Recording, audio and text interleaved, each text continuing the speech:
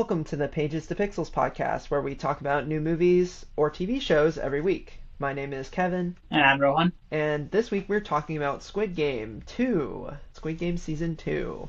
The logline for Squid Game 2, or just the series, hundreds of cash-strapped players accept a strange invitation to compete in a children's game. Inside, a tempting prize awaits, with deadly high stakes.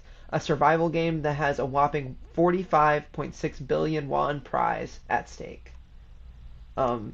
Before we dive in, I just want to preface that we're going to do non-spoiler talk for a bit, and then we'll get into a spoiler discussion. Or you might be watching the video that is the non-spoiler review in its entirety. And if you want to, we encourage you to watch the season and come back and watch our full take on the season as a whole. So, for starters, what did you make of Squid Game Season 1? I liked it a lot. I remember when it came out. I think it ended up being Netflix's most viewed series of all time. Mm-hmm. Like, it was kind of crazy that, I don't know, they just captured lightning in a bottle somehow. More than any of their Marvel adaptations, more than Stranger Things. I thought there's no way that they could beat Stranger Things. Um, I don't think anybody expected. People expected this show to be big, I guess, but I don't think anyone expected this level of just international love for Squid Game season one, and I really liked it. And I think I think the reason is because it captured what a lot of people were feeling at the time in terms of just financially. I mean, we're at the income inequality is its biggest, and I know this is more about the show and not politics, but I think you can't talk about Squid Game without talking about the current state of not just America, but also the world, and I'm sure South Korea especially. Um, Mm-hmm. but income inequality worldwide is at an all-time high. Uh, it hit home with people, and it exploded. And I watched it. I thought it was great. You know, way back when I was a kid, one of my favorite artists, Lord, released a song called Royals, right? And that song is about like how rich kids party and they think they're so cool and poor kids are never going to be able to be like them. And then Royals started getting blasted in like clubs, you know, all across the world. And I feel like Squid Game is like the Royals of Netflix for that reason. Because it's kind of like, if you think about it, this is a show that embodies exactly what you're talking about when it comes Yep. to income inequality and just the pure subject of class dynamics. And yet, I think what people think of with the show is they think of the little girl that says red light, green light, and they think of the pink masks. They don't think about the Yeah. external things. For some people, I don't think, even with the money element, Squid Game even like that's what it is. I think it's because it popped up at the top of their algorithm.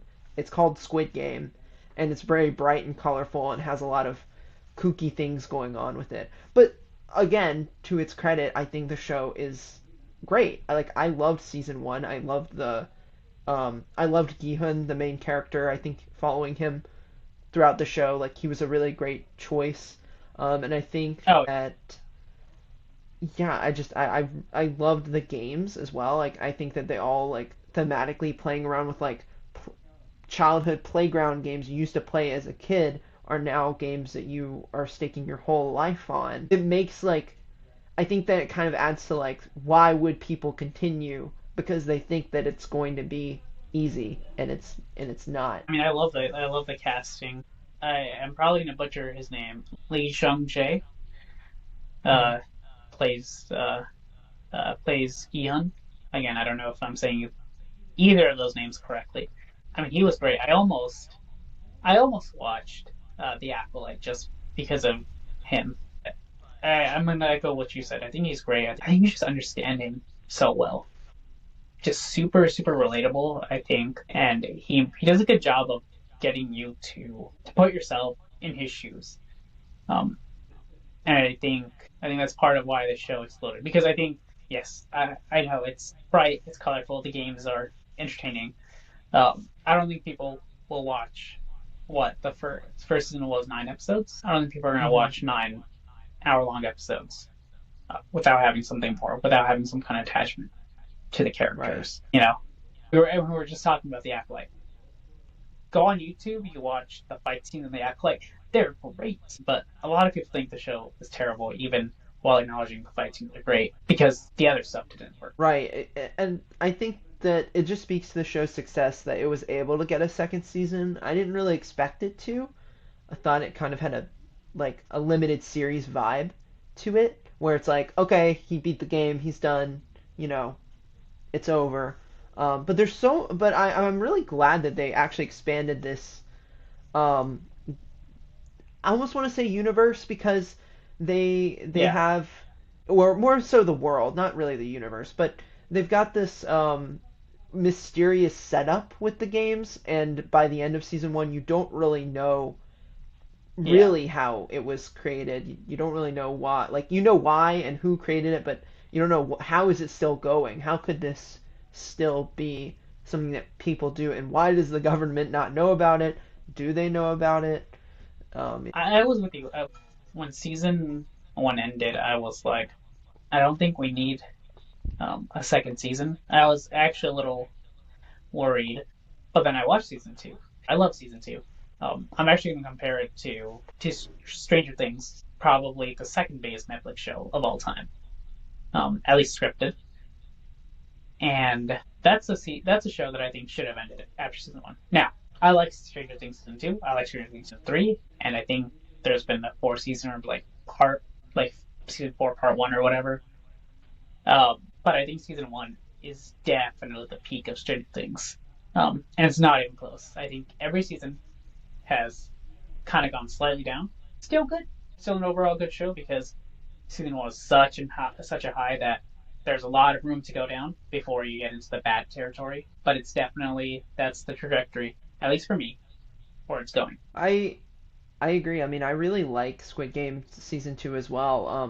I tried to go in with pretty low expectations because I know season two's like they your show kind of lives or dies if your season two is good, even good or bad, even if your season one was good. And I think that season two exceeded my expectations, like and season one's. Like I think the thing that worked for me this time around was the focus on character. I think Gihun takes a little bit of a back seat, and I think it's smart. Like he's still got his development, but they really round out the side characters in the games this time a lot more, in my opinion. I think that they're also a lot more interesting, maybe arguably a little bit cartoony.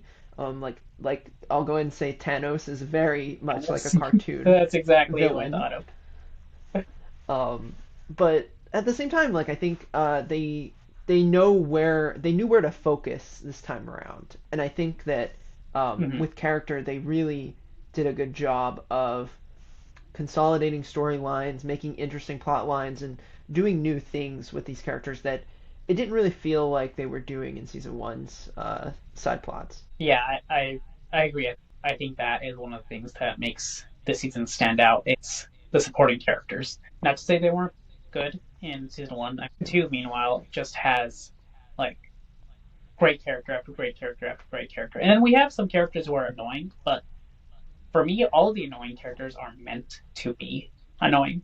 Like Hmm. Thanos, which Thanos is a rapper. The actor is actually a rapper in real life. And there's a small I mean, he does a couple raps, but there's one I want to say during the first game that he does. I'm not going to give it away.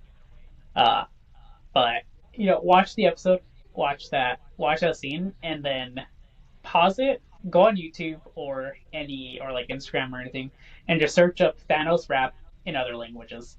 Oh my god, it's so funny. The English one is crazy. The Hindi one is, I think, one of the funniest and weirdest things I've ever seen. They also changed some of the meaning in it. Like, yeah, it's amazing. I haven't heard these, and so after I get home today, I'm definitely going to look at look at that video because I did not know. I mean, I knew there's dubs.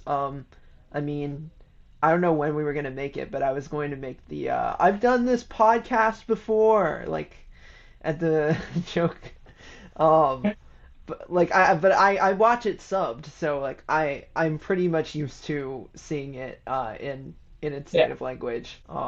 I'm surprised people even watch the dub, but I also know Americans' attention spans are not the greatest, so I guess it makes yeah. I sense. also just know some people aren't able to read the subtitles as quickly.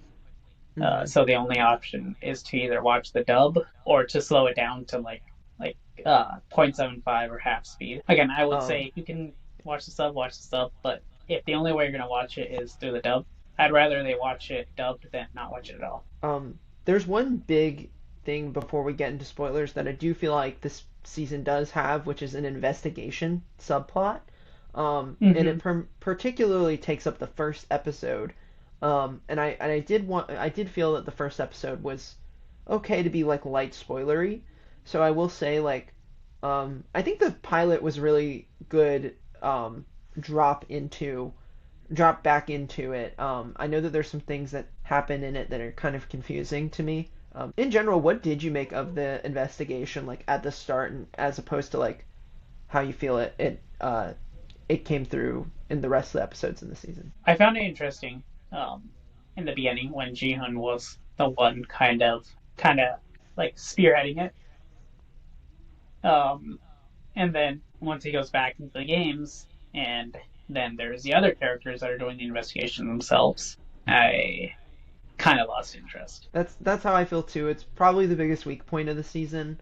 Not to say that there aren't certain elements of it that I like, but I feel like the strength of the first episode is less on the investigation and more on the actor's name is Wee Ha Jun, the character who is the the card man, who plays the game with Gihun in season one, and got him involved in the game in the first place. Um, Wait, are you sure? Is that not the? I thought that was the cop. no, I'm saying that my favorite I think my favorite element of the episode is not the investigation and more the guy who plays like Oh, the card game. yeah, yeah. Oh, yeah, that was super interesting.